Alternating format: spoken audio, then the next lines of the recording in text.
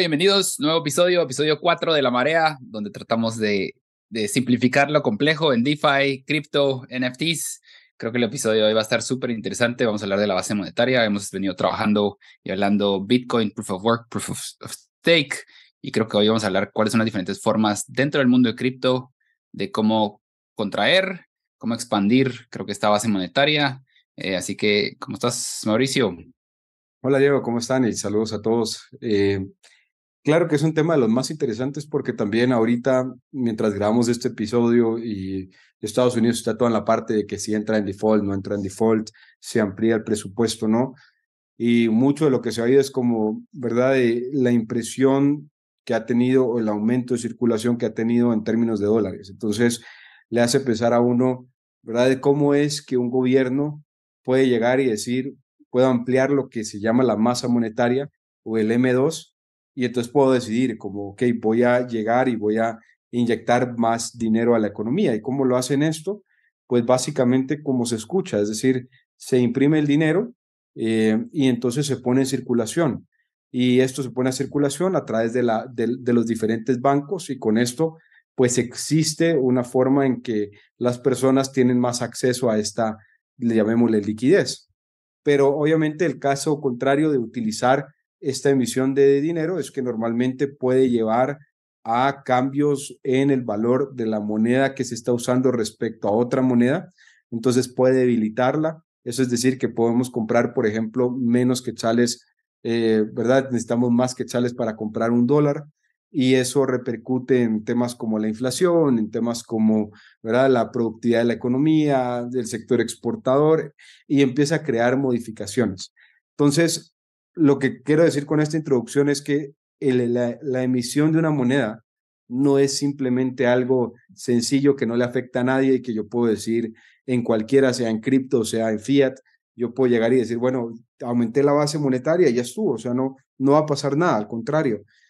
El aumento de la base monetaria llevó, por ejemplo, si pensamos en la Argentina de Perón, a que la inflación se descontrolara y llegara eventualmente a desaparecer la moneda que está en curso en ese tiempo. Entonces, emisión es uno de los temas más importantes que podemos discutir y creo que es importante dentro de la evaluación de cualquier token o criptomoneda y decir, voy a tomar decisiones sobre esta criptomoneda, tiene que ver mucho con cómo manejan su emisión.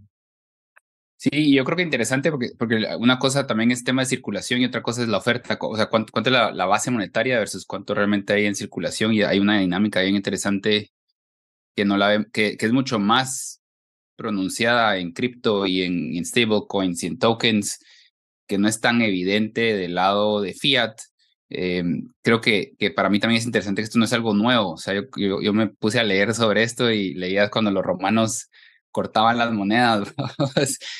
O reducían el porcentaje de plata o de oro que tenían las monedas y es relativamente lo mismo caminamos a hoy, que hoy ya no es un tema. Yo creo que cuando hablamos de imprimir dinero la gente se imagina esas impresoras así, ahí sí que echando punta todo el día, Como la casa de imprimiendo papel. dinero en la casa de papel, ajá, ahí sí, casa de papel de Netflix, y realmente no es eso, hoy día es un tema digital, le agregamos un cero, agregamos un par de ceros, o agregamos digitalmente e inyectamos, como vos decías, el dinero a la economía. Creo que hablamos mucho y esto es bien relevante hoy por el tema de lo que está pasando en Estados Unidos, donde realmente pues sí, hay un riesgo de inflación y creo que es uno de los mayores detractores o creo que mayor ataque que está teniendo hoy día.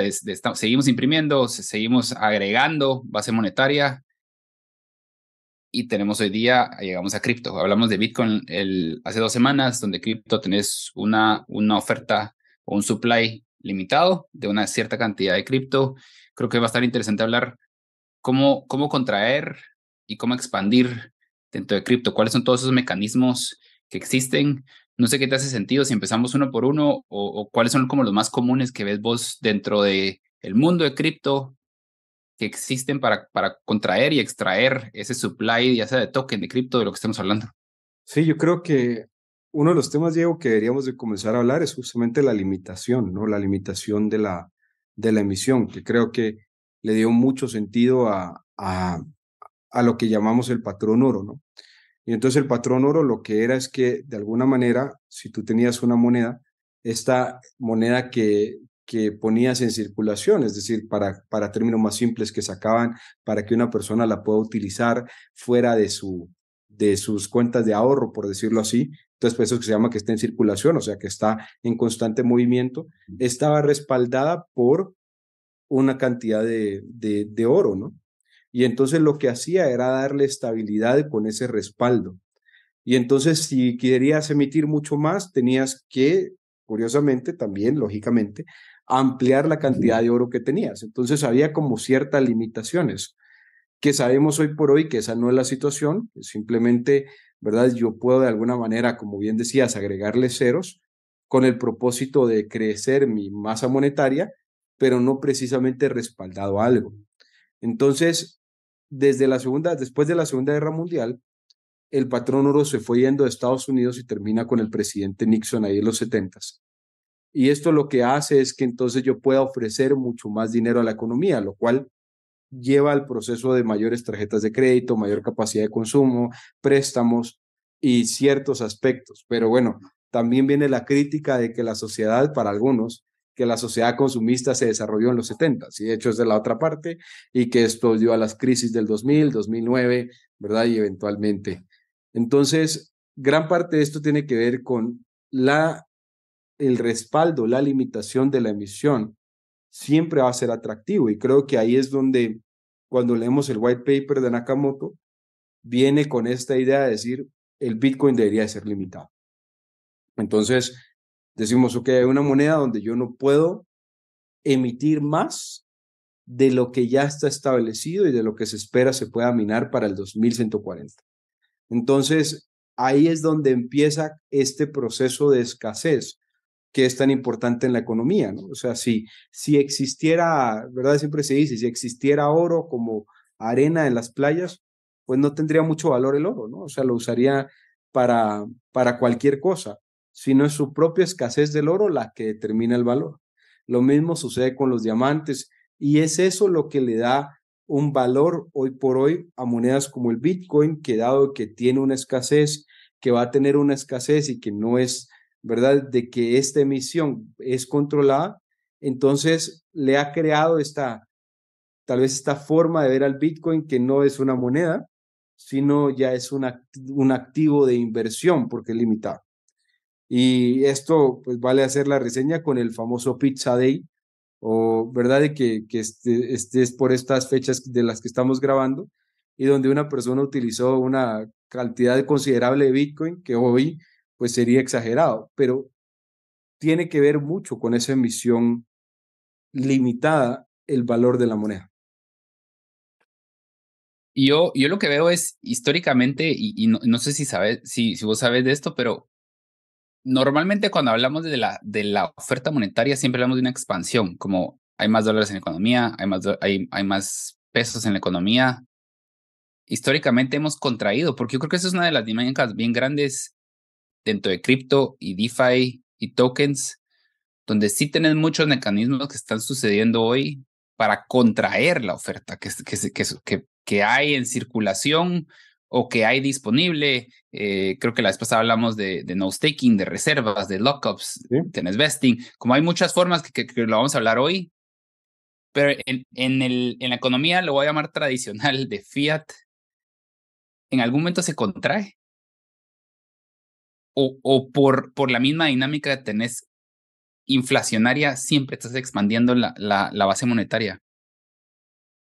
La idea sí, digamos, de contracción es a través de mecanismos como bonos. Entonces tú puedes de alguna manera sacar un bono y que te entre el dinero, ¿no? Entonces, por ejemplo, pensemos en un bono del tesoro y entonces lo que haces es quitar de circulación cantidades de dólares en la economía para que esto le dé una mayor estabilidad a la moneda. O sea, sí se puede hacer y es uno de los mecanismos más interesantes, por ejemplo, de lo que en economía llamamos política monetaria. Entonces, yo puedo emitir, pero también puedo, ¿verdad?, volver a recuperar. Y por eso es que la palabra en circulación es tan importante, porque ¿cuándo es que la moneda sí es considerada y cuándo no? Y tú tienes que ver en dónde está. O sea, si la moneda está en el mercado siendo utilizada, dando vueltas, pensemos en un billete que pasa de mano, mano, mano, eso es de circulación, pero pensemos que un billete que está dentro de la banca central, eso no es en circulación. Entonces, sí hay maneras que utiliza la banca justamente para controlar los tipos de cambio. Y entonces, como normalmente ahora el tema es que la moneda del país está relacionada a una moneda como el dólar, entonces yo voy contrayendo la emisión monetaria a través de decir, bueno, voy a sacar un bono, por ejemplo, en colones de Costa Rica, y eso va a hacer que haya menos colones versus dólares y hace que el tipo de cambio se modifique. Entonces, sí existe y creo que es uno de los mecanismos más interesantes de la política monetaria, junto a la tasa de interés, que la tasa de interés es también, de cierta manera, que eso pase de manera natural a través de las cuentas de ahorro, por ejemplo. Y creo que ese es un buen punto para hablar entonces cripto, porque dentro de Fiat tenés un gobierno que es el que está generando esa dinámica de contraer, expandir, de saco bonos. ¿Cuánto dinero, cuánta plata hay en circulación en un sistema descentralizado? ¿Qué formas tenés para contraer o inclusive expandir?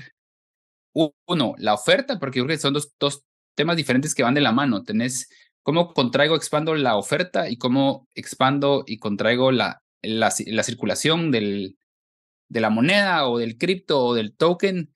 ¿Qué formas hay en un sistema descentralizado para poder generar esa misma dinámica? Sí, creo que uno de los aspectos tal vez interesantes de esto es cuando lo hace la banca central, ya de por sí es aceptado y es visto como legítimo, ¿no? Y esa es como la parte, cuando se ve la parte de triángulo que hablábamos, es decir, que tiene que ser aceptado, tiene que ser divisible y tiene que ser difícil de falsificar. Entonces, la banca central tiene el beneficio de que al ser la banca del país, pues al momento en que emiten la moneda, ¿verdad?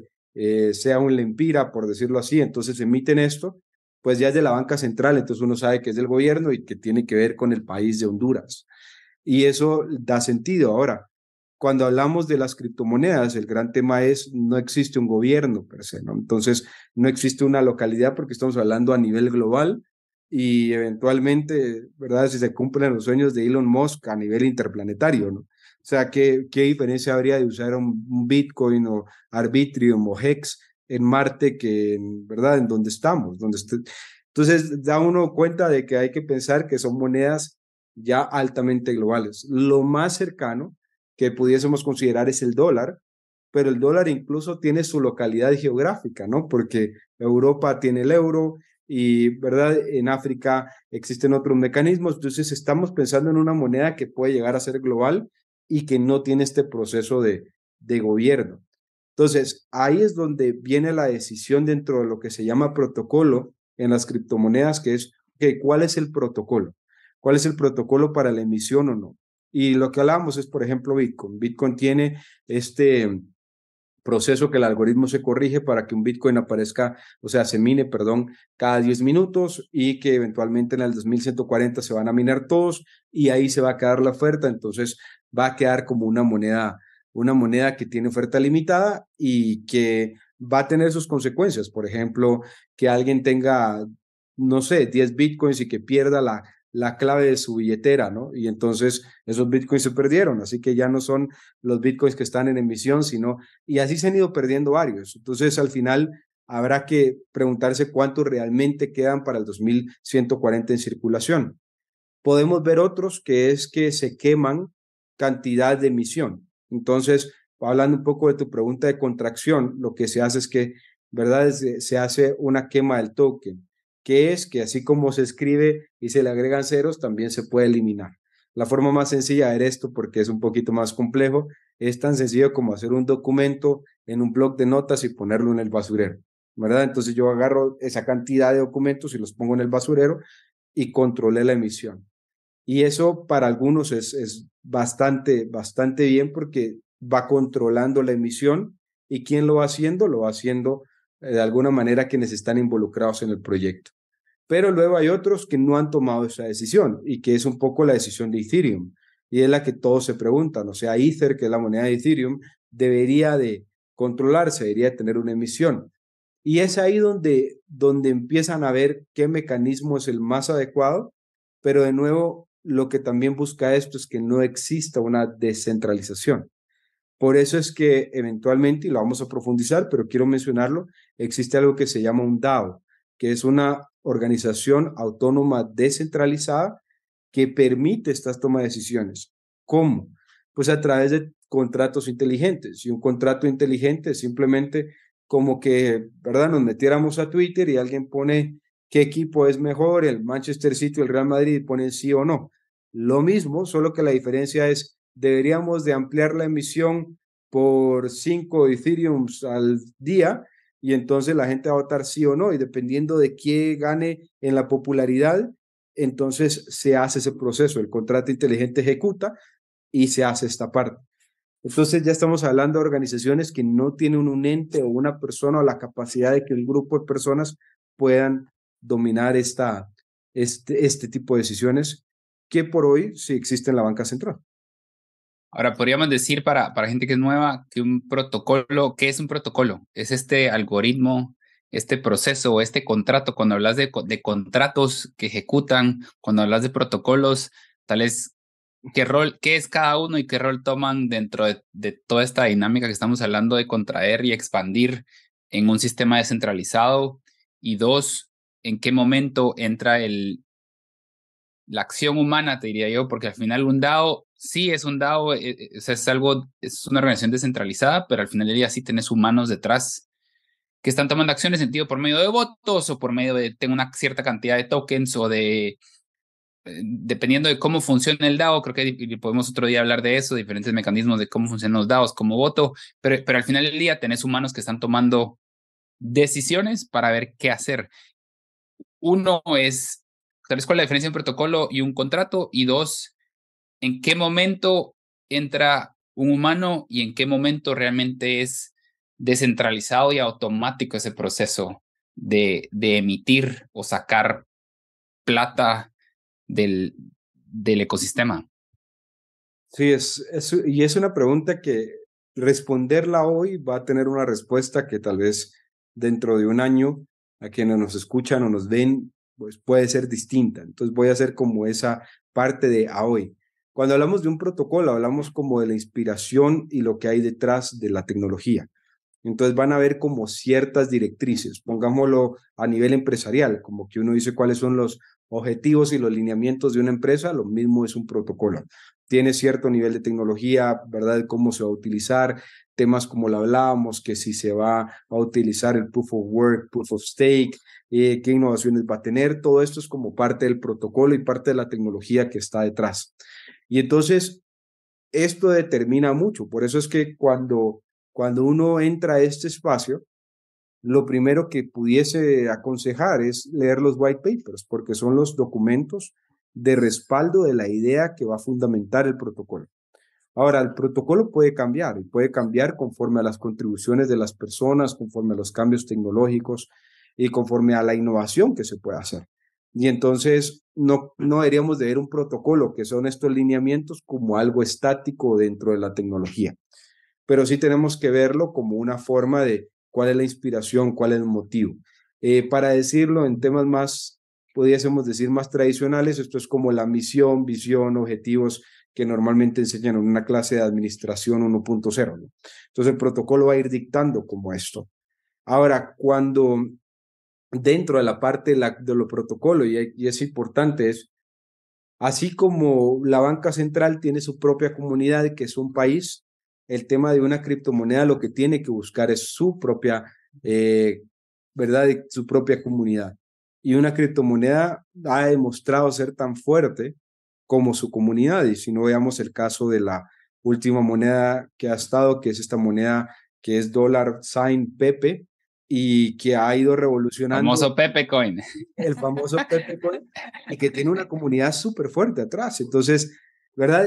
Como decimos, en el triángulo, el tema es que se acepte la moneda. Entonces, si tienes esta aceptación, pero ¿cómo lo haces? Muchas veces a través de que estás de acuerdo en el protocolo, estás de acuerdo en el white paper, estás de acuerdo en la visión, y eso es lo que vas haciendo. Entonces, dentro de esto, eso como define el protocolo. Y luego los contratos son instrucciones que se dan para que las personas puedan votar sobre elementos que son importantes. Entonces, estos contratos pueden ser utilizados desde emisión de un token, pero también hay esfuerzos como CityDAO, que lo que hace es que, ¿verdad? Están creando como protocolos para, ¿verdad? Como ciertos lineamientos para ciudades. Entonces dicen, perfecto, deberíamos asfaltar la calle de enfrente. Y entonces todos los vecinos, el 80 dice, sí, pum, se asfalta. Y eso es lo bonito de los contratos inteligentes que pueden operar a través de una democracia, por decirlo así, sin la intervención de las personas. Entonces, respondiendo, ¿cuándo intervienen las personas? Pues las personas intervienen mucho dentro del proceso de innovación de la tecnología, porque en los momentos donde estamos, probablemente a futuro va a ser distinto, la innovación tiene que venir por parte humana. Y entonces, mucho de estos que normalmente hoy escuchamos como temas como forks o procesos de innovación que llevan las propias tecnologías, van a llevar en ese aspecto una manera interesante de evolución. Entonces, ahí está el ser humano. Pero lo que quieren es que a través de los contratos inteligentes y a través de digamos, de los DAOs, se pueda hacer un voto menos, pudiéramos decirle, menos intervenido. Autoritario. Ajá. Más democrático y menos autoritario, correcto. Yo creo que es un buen ejemplo y es, por ejemplo, si agarras Ethereum y decís, la decisión de pasarse de Proof of Work a Proof of Stake fue una decisión humana.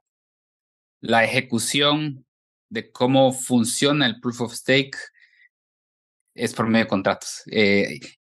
Pero hubo una decisión humana por medio del DAO, por medio de personas que decidieron cómo esos contratos iban a funcionar, cuánto staking iba a haber, cuánto burn iba a haber dentro de Ethereum. Como la dinámica del contrato fue una decisión democrática, si lo queremos llamar así, dentro de la comunidad de Ethereum, y el contrato es básicamente el que ejecuta o el mecanismo que ejecuta todas estas reglas que se decidieron como comunidad para hoy día llegar a donde estamos, y lo mismo moviéndonos para adelante, donde me gusta tu ejemplo de al final del día el humano es el que innova, y creo que la tecnología o el contrato es el que ejecuta y que haga que esa innovación sea automática y que no haya un humano detrás agregando, quitando ceros, sino que realmente es un contrato el que automáticamente está siguiendo estas reglas, y creo que también genera mucha transparencia para todos, porque entonces sabes qué sí va a pasar, sabes qué no va a pasar y saber cuáles son los límites también de cuánto se puede emitir, cuánto se puede sacar, cuánto está en circulación, cuánto no, y no te saque una sorpresa que lo hemos visto mucho en Latinoamérica, donde de repente el gobierno decide, y no solo en Latinoamérica, pero si agarras, creo que los 20 en Alemania, donde entonces ahora metemos en cantidad de plata y tenés una inflación que se va al cielo y agarras a todo el mundo de sorpresa y tenés este miedo del corralito, o como le decimos en español, del tequilazo, del bank run, porque no tienen las reglas claras, creo. No hay tal vez sí hay, no es que no haya transparencia, pero no tienen las reglas claras del juego, y eso genera al final sorpresas versus todas estas monedas que sí son descentralizadas, donde sí tienes un mecanismo. Ahora, y ahí me viene una duda a mí, y es si agarras Luna, por ejemplo, ¿qué tenía diferente Luna y por qué colapsó? Si ves el tema de oferta, demanda, pero también de circulación y supply. Por qué colapsó? Si en teoría tenés un mecanismo, un contrato que debería estar manejando ese supply y demand, o si ves Tether, por ejemplo, donde de repente decís, sí hay paridad de $1 a $1, pero podemos imprimir la cantidad de Tether que querramos.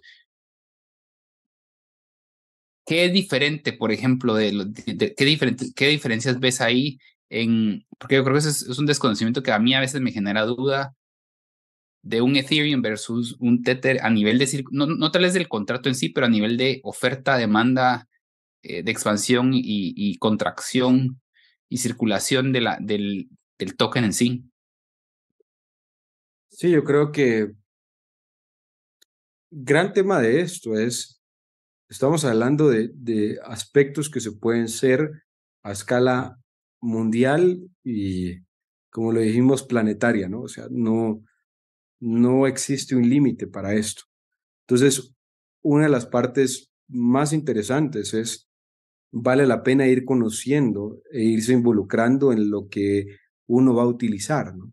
Que de alguna manera tenemos cierto conocimiento en cualquier economía de Latinoamérica a través de que vemos cuál es el target de inflación y entonces sabemos un poco qué debería ser la banca central. También, ¿verdad? Seguimos votaciones, ciertas leyes y eso es, yo creo que ese mismo como mecanismo de toma de decisión que uno tiene en su economía debería llevarlo hacia este espacio, ¿no? Porque, como bien decías, es importante saber cuál era la idea detrás. Y esa era la parte de Luna. O sea, la parte de Luna era que estaba fundamentada en otro token, pero más parecía ser como diríamos en Excel, una referencia circular, ¿no? Porque es el mismo token, pero es la misma parte. Y entonces, como que no, o sea, al momento de darle doble clic al sistema decía, esto no hace sentido, porque si uno no funciona, se trae al otro. Y, y eso no fue solo ahí, porque han habido historias donde, ¿verdad? Una moneda es de otra moneda y esto es algo que, como mencionabas, desde los antiguos romanos, desde las fichas de finca, también da lo mismo, ¿no? O sea, este mecanismo de lo que le pasó a Luna es algo que ha pasado en la historia de las monedas y es cuando tenés una capacidad de respaldo que precisamente no está tan bien fundamentada. Y creo que aunque pudiéramos entrar a hacer un episodio completo de lo de Luna, mucho tiene que ver con entender cómo es que los mecanismos funcionan. Y gran parte de esto es que sí, los bancos centrales tienen el respaldo de, de ellos y de que la moneda que están haciendo, ¿verdad? O la moneda que están proponiendo hacia la economía es una moneda que tiene por lo menos ese sello de que es del país. El gran reto es que si ahora, por ejemplo, entremos al tema sociopolítico. El gran reto es que en Latinoamérica un presidente puede llegar a tener el Congreso o el Senado, ¿verdad? Y podemos hablar a nivel global. Y entonces puede llegar a tomar decisiones si la banca central es parte de su espacio de poder, puede llegar a tomar decisiones para, por ejemplo, imprimir más dinero con el propósito de ganar más votos a través de ofrecer mayor infraestructura.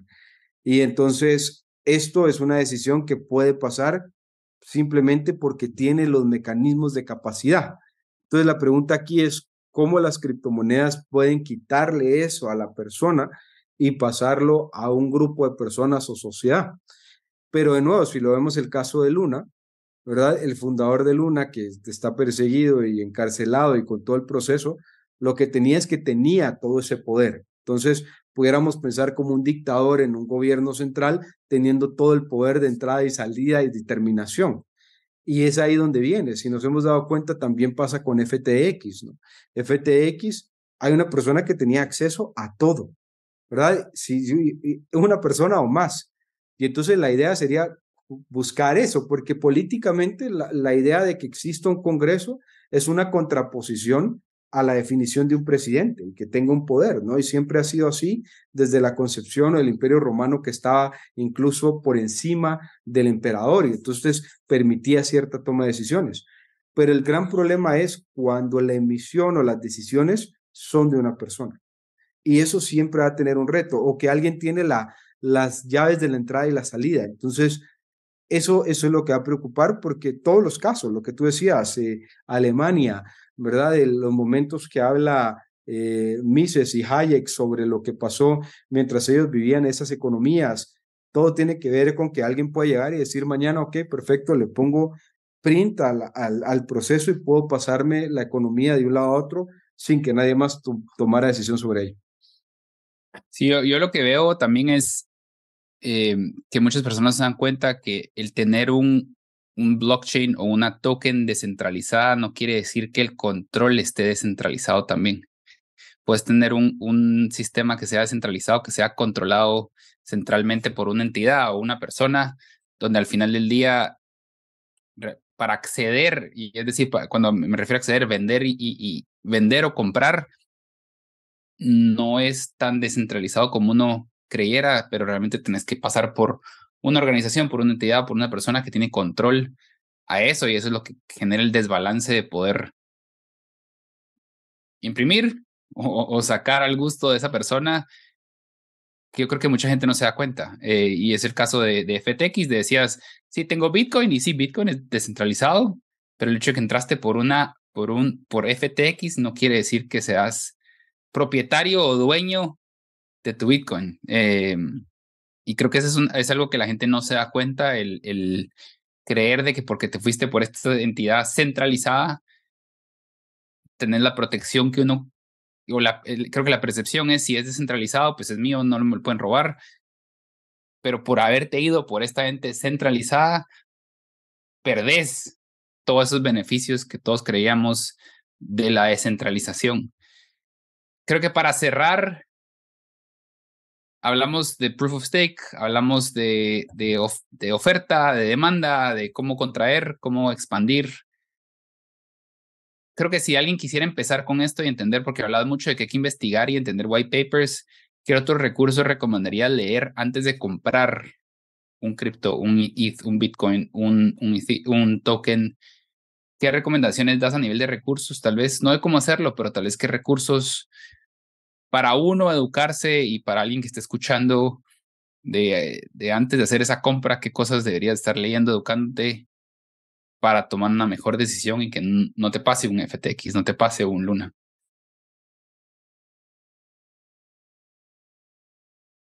O estás en mute.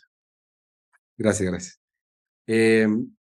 Como todo, no solo aplica para esto, sino aplica para cualquier inversión. Y es, no metas la plata donde no conoces. Y esa es la parte clásica. Es decir, puede ser que tú digas, bueno, voy a meterme al mercado bursátil y voy a comprar acciones de Apple porque me parece muy bonito. Pero sí, ¿verdad?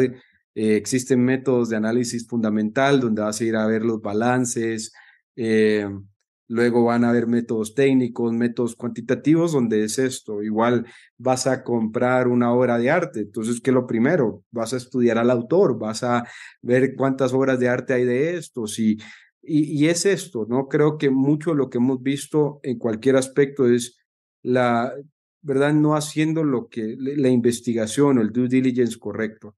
Y creo que esa es la primera parte dentro de esto, es decir, el mercado de cripto es igual de grande que el mercado de acciones y si lo queriéramos tomar como referencias es como el lobo de Wall Street, ¿no? El lobo de Wall Street, que era lo que hacía normalmente, de acuerdo a la película y de acuerdo a toda la documentación, es llamar a personas que no van a hacer la investigación y decirles que la empresa de aviones X resulta que encontró un nuevo motor de turbo y entonces y nada más hoy, o sea, y uno lo dice, bueno, en la época del lobo de Wall Street es entendible porque no tenías acceso a la información, pero hoy estás a un clic de leerte el wallpaper, que es básico, de leer las noticias, de meterte a las comunidades.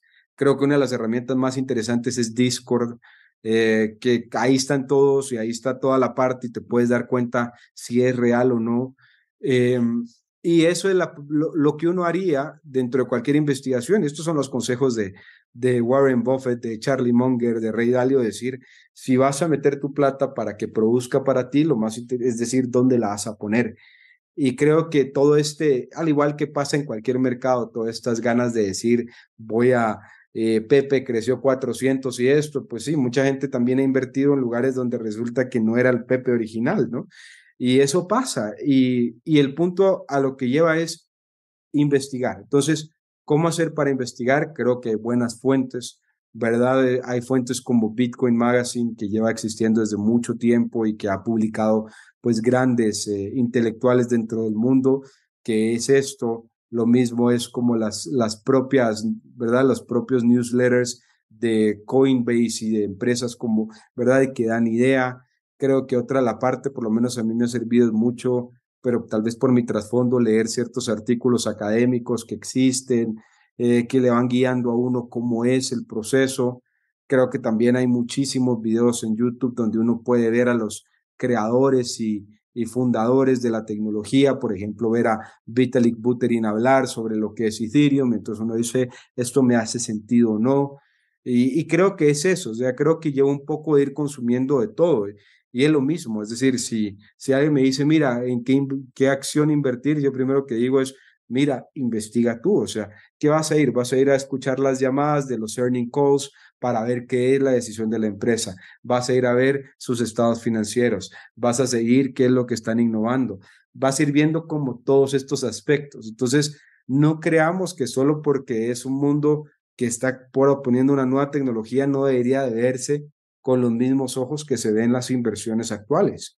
Y por supuesto, ahí están libros como El Patrón Oro o el último libro de Vitalik Buterin, donde pone sus columnas y que es bastante bueno que también vale la pena analizar. Es decir, hay buenas investigaciones y sí, hay que tener también que como en el mundo de inversión, esta información se va a volver obsoleta y te va a ayudar a tomar la decisión hoy, pero vas a tener que seguir mañana con esto. Es decir, si nos quedamos en que Apple era, ¿verdad? Por darte un ejemplo, era el iPod, y entonces estás tomando inversiones de comprar acciones en Apple por el iPod, y ya mucho tiempo que el iPod ya no es, ¿verdad? O sea, ahora estamos hablando de que es wallet, de que es chips, de que es esto. Así hay que estar y esta tecnología va cambiando cada vez. Entonces, lo que te diría es, los recursos, uno en particular, no va a existir porque es, ok, ¿qué te gusta? ¿Qué tecnología te atrae? Empieza por eso y métete al fondo, ¿verdad? Y métete a las comunidades, métete a leer y poco a poco que esta información te dé discernimiento, sabiendo que son riesgos calculados, pero que nada en la vida es riesgo cero. Sí, y yo agregaría que nos sigan en YouTube. Yo creo que estamos sacando videos cada semana, cada 2 semanas. Suscríbanse a nuestro newsletter. Siempre escribimos una columna sobre algún tema específico, de actuales, de todo lo que estamos hablando. Creo que cada semana tratamos de hablar y así que desgranar un poco y explicar estos conceptos que existen dentro de este mundo de cripto, de DeFi, que algunas veces yo siento que es ese hoyo negro que uno empieza a investigar y se pierde, y creo que la idea es dar esa luz de dónde empezar y dar esos flashazos de información que les sirva a la gente a entender mejor. Así que los invito a que se suscriban al newsletter, también que se suscriban a YouTube. Mil gracias por hoy, Mauricio, y nos vemos la próxima semana. Gracias, gracias a ti. Nos vemos.